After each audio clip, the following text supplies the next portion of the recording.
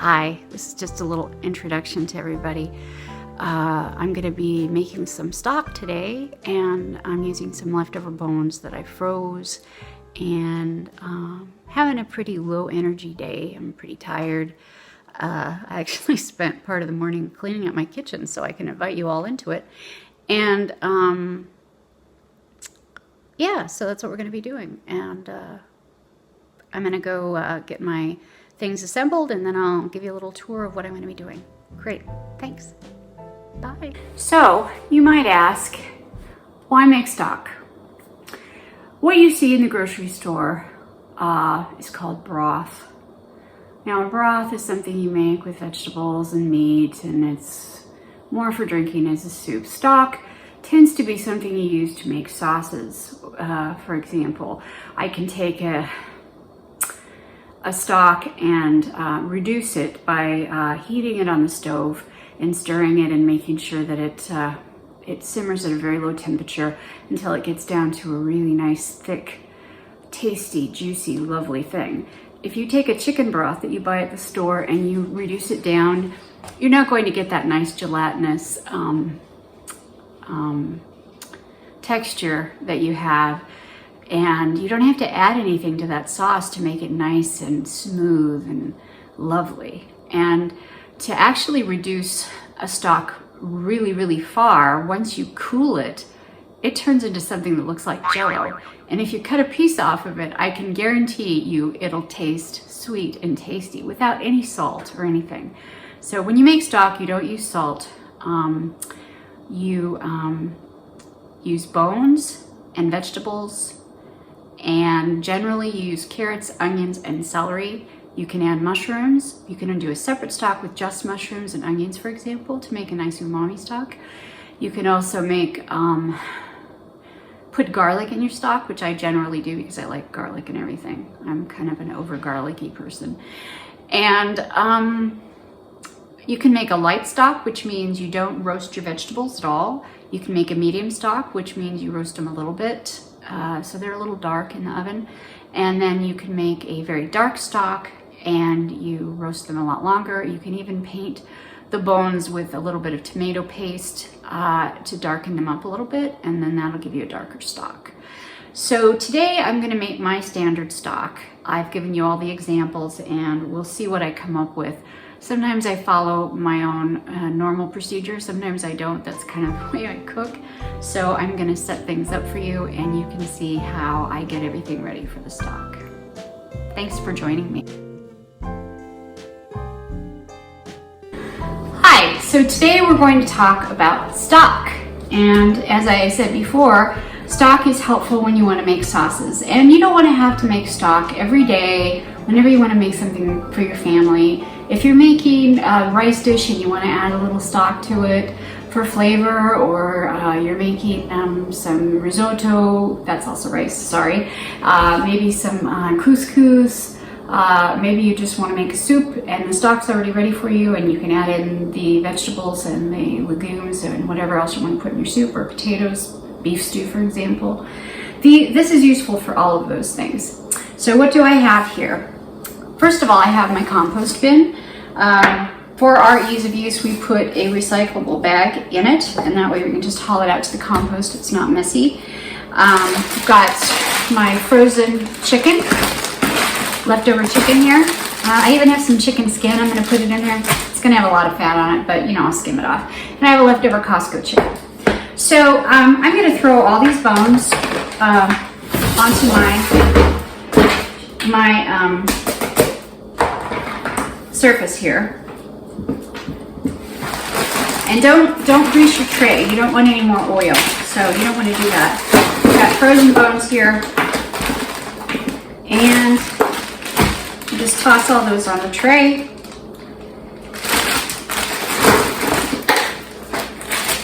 And stick everything in the oven to roast. We're also going to roast the vegetables, but we'll get the meat started now. Put it on 350.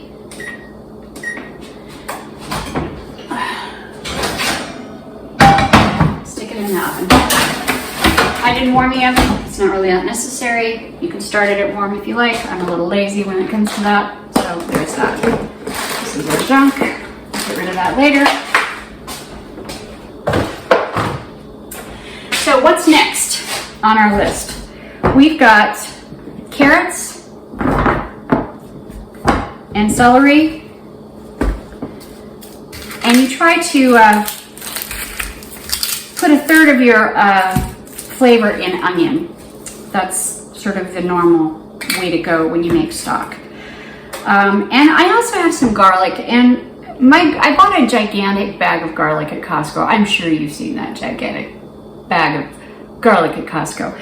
And my garlic was starting to look like it might turn a little bit. And one of the reasons I buy garlic at Costco is because it takes a lot of time and effort for me to peel and deal with garlic.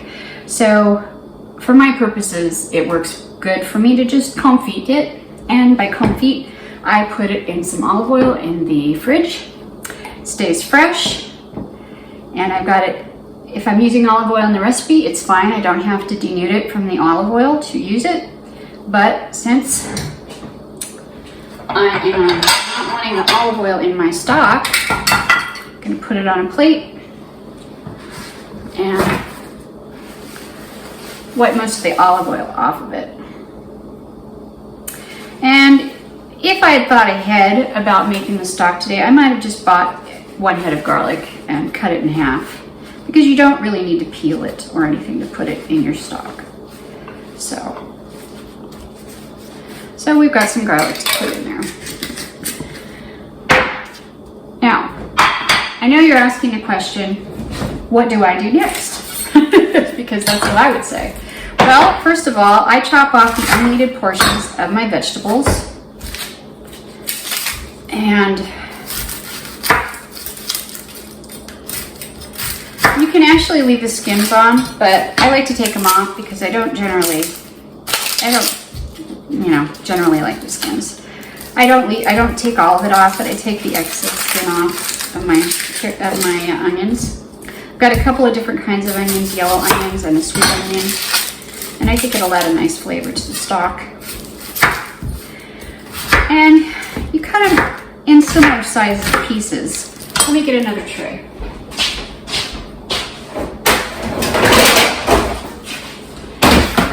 So you cut them in similar sized pieces and you just throw them on the tray. You're going to want to make your other vegetables about the same size as well. These might need to be like one more. And we'll toss the root.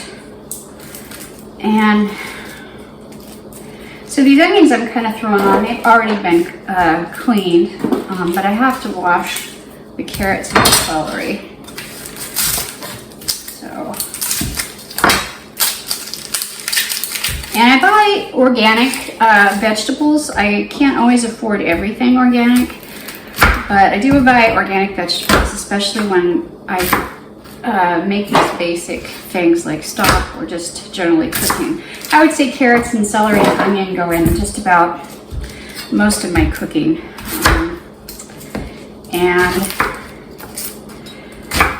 It adds a lot of flavor, even if you can't even see that I've got it in a soup. I might puree it. I add other extra vegetables as well. And I just think you should do your best to add nutrition at every step in your cooking. And the other thing that you might not understand about me is that a long time ago, about, well, I'm gonna deal with the tears first. I'm not sad, it's just the onion. And I used to be severely morbidly obese. I know I'm not a skinny chicken now, but I used to weigh over 340 pounds. I developed fibromyalgia when I was in my childhood, but I was not diagnosed until I was 24 years old after pregnancy. Now, you see I'm going to cut these in about the same size pieces as those onions. And then I'm going to wash these. So I developed fibromyalgia when I was a child, and I'm not going to give a lot of details of fibromyalgia in this conversation right now, but It's a chronic pain disease. It's caused by central sensitization. People with traumatic events in their life, emotional or physical, can have it triggered that way. Other times we just don't really know what causes it. And there might be a genetic component in some people that triggers it, but in general, there's a big trend in pain industry to discuss all kinds of pain, especially chronic pain, as being such that we reify it in our brain and it becomes a trauma response. And so our bodies keep triggering that trauma, either remembering a terrible event or just storing it in our bodies. And this has been a new revelation for me in the last several years. And it's something that I'm working on. My situation with fibromyalgia is that mine is very severe. I probably have one of the most severe fibromyalgia cases that people have ever seen. And I can say very clearly that I went through a lifetime of a lot of trauma, physical as well as emotional. I grew up in an alcoholic home, and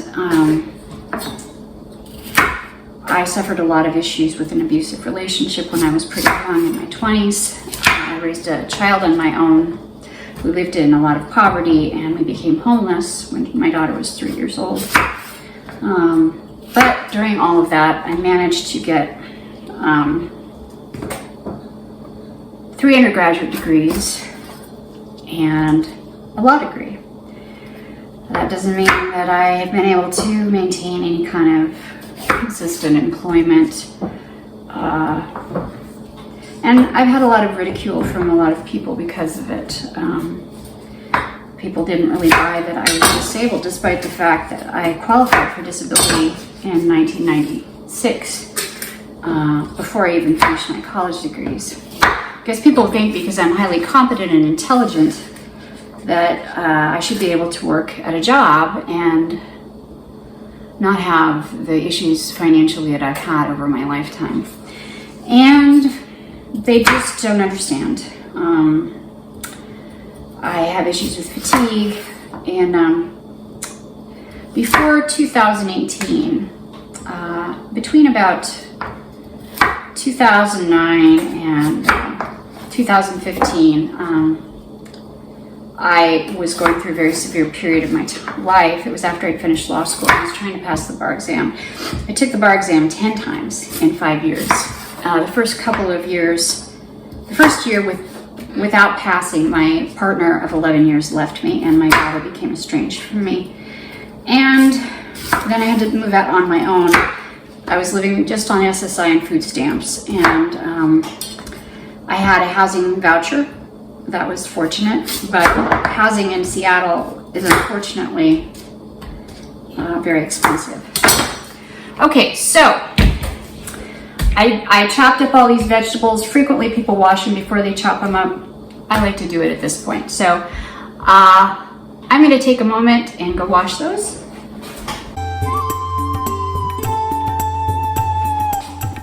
And then we just dump them all in the tray here. So try to spread them out as much as you can. Again, you don't have to peel your carrots. You can if you want to, and then I'm going to add the garlic here as well.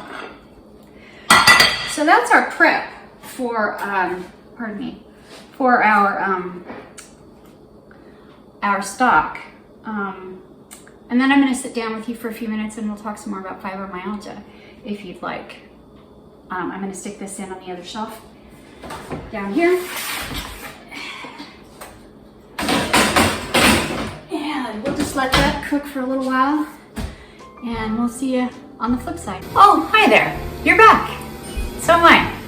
So I just checked on our little project here that we're doing with the chicken bones in the oven and the vegetables. Let's check it out, shall we?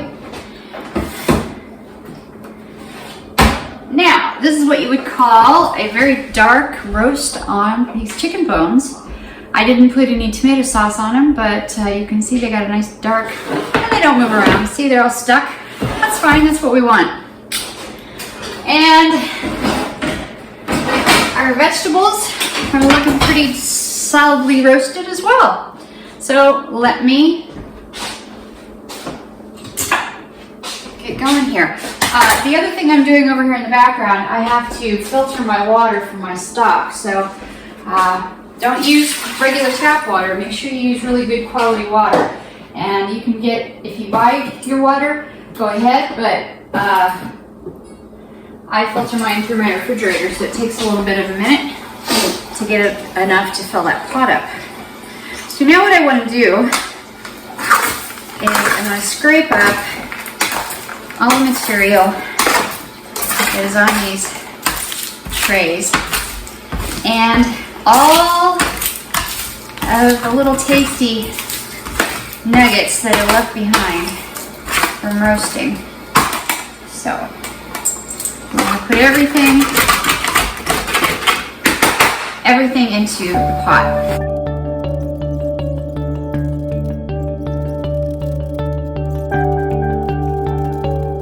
Now, I know you have this question, now how do I get all this off the pan?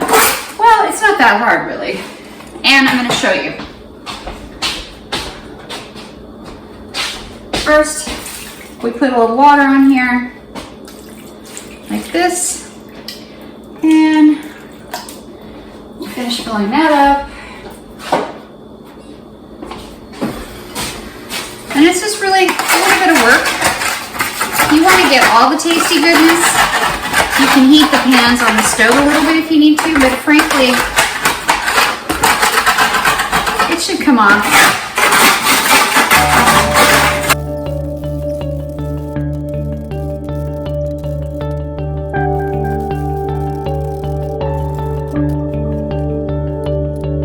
And we've got our water in there. I think we might just need a little bit more. Where's our measuring?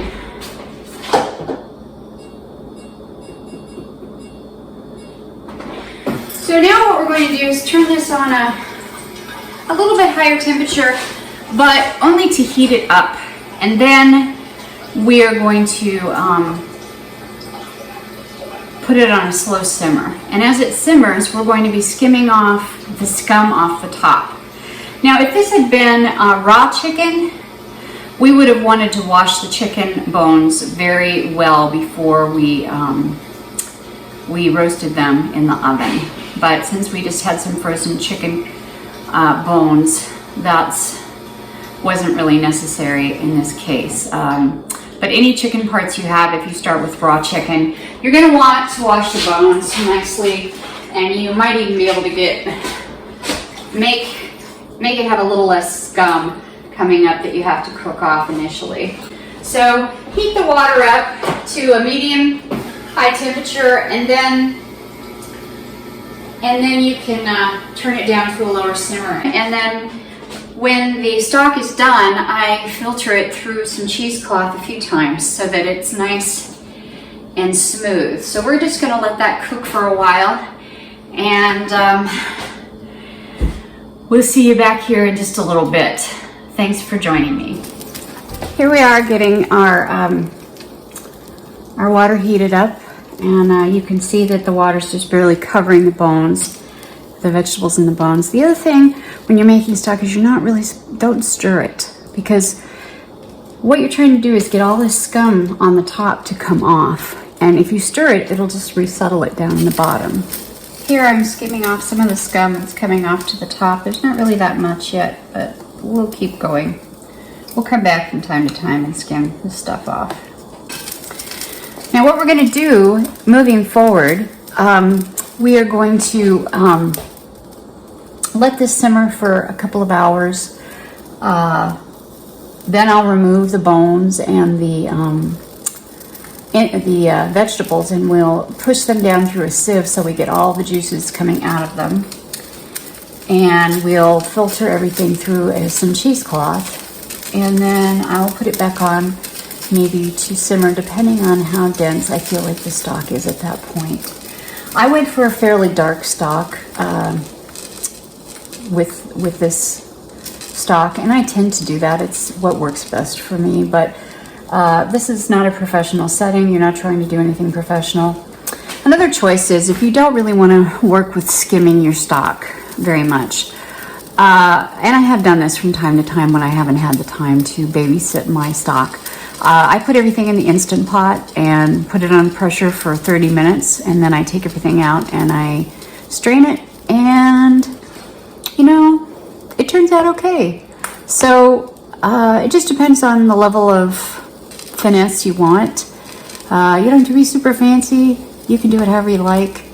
But I'd say, 30 to 40 minutes in an Instant Pot is going to get you a lot of what you need out of the stock for what you're going to use it for at home. So we're going to let this simmer and we'll come back and check on it in a little bit, okay? Thanks for joining me. So we're getting ready to finish up our stock. It's cooked a little longer than I normally do, but we're going to show you how you clear it out of all the debris and you run it through the cheesecloth a couple times.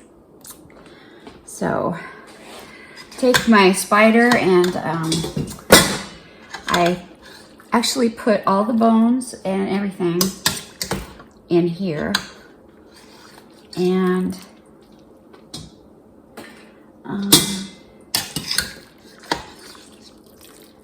I clear out the vegetables and the bones and the residual meat first before I do anything with the rest of the stock, because I'm going to have to strain that too again. So we basically just put that all in there. We're going to get a lot more liquid from this, and you pressure it quite a bit to try to get all that residual liquid out, because this is liquid gold. You've worked really hard for this and you want it to all be a part of your stock. So after this, then I will strain it a couple times, and I will put it in some containers that I use to freeze the stock in. That way I can just take out as much as I would like to use at that particular time. So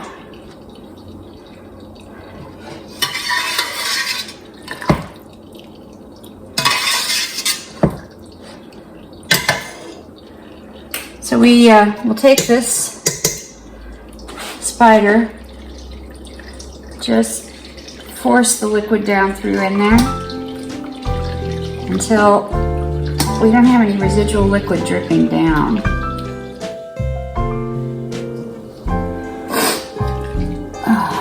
It's a little bit overloaded. You might have to do this in 2 parts. And you can see all that lovely liquid draining down underneath.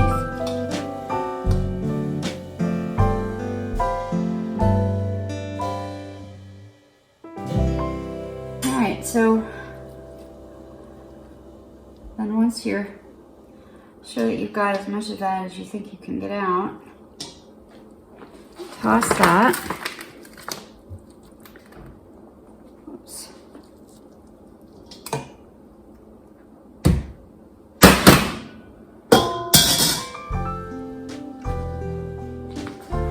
Then I'll rinse this off. This is a piece of muslin that I use, and it works pretty well.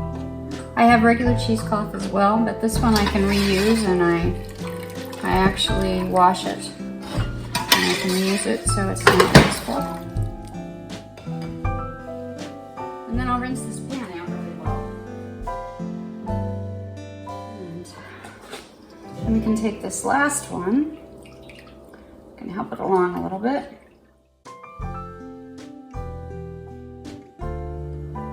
Alright, so toss that aside. All the rest of that will go in my compost. We'll rinse the cloth out of you. And then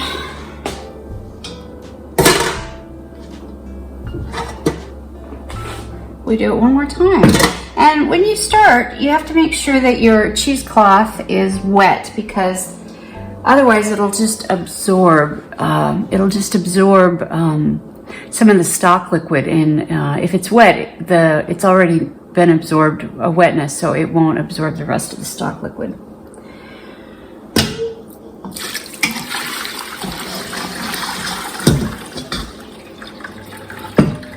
So that's 3 times I've strained.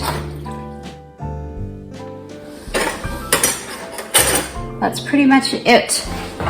I left this stock cooking probably a little longer than I should have. It's a little cloudy, and I'm gonna simmer it a little bit longer and see if I can get it to clarify a little bit. The fat and whatnot won't come off yet until I cool it, but I'm gonna reduce it a little bit more and see where we go, and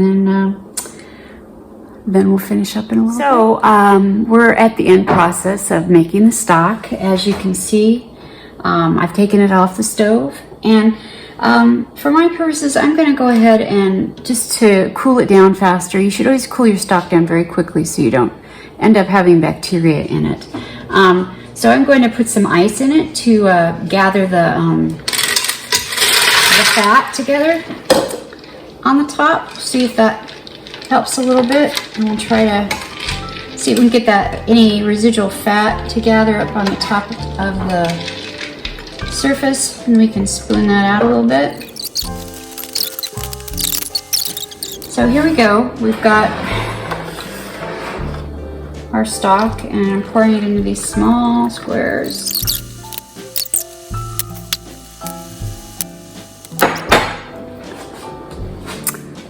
And there you have it, folks. Homemade stock, not too much work. You can do it on a Saturday or Sunday when you're home. And you can cut up your vegetables the day ahead of time. You can even cut up your vegetables and put them in the freezer. They don't have to be fresh. So if you feel like your vegetables are gonna go to waste because you won't be around, you can cut those up and put them in a bag, and then you'll have everything ready for when you're ready to make stock. And then if you don't want to watch it like I did, you can stick it in your Instant Pot and put it on for an hour or less, and then you've got your stock going in high gear. It doesn't have to be as pure as the stock people make in restaurants. It doesn't have to be so professional. It's still useful, it still tastes good, and it's still gonna be the best thing you'll get outside of the store. And my dog agrees. You guys have a nice day, and thanks for tuning in to my new YouTube channel. Frida agrees. Take care, y'all. Take care of yourselves and eat well.